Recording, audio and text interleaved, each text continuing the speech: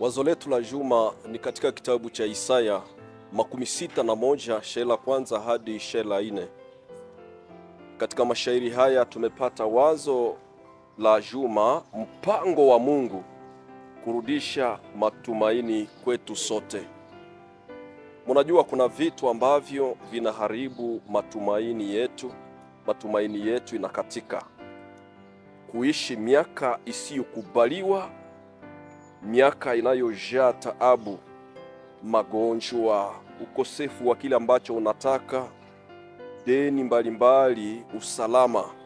Lakini nataka nikuambie mwenzangu, kuna kile ambacho Mungu anataka akuambie katika wazo hili.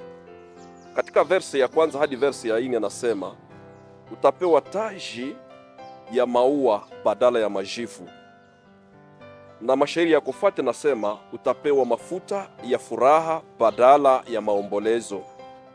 Utapewa vazi la sifa badala ya roho nzito, na utakubaliwa badala ya kukataliwa.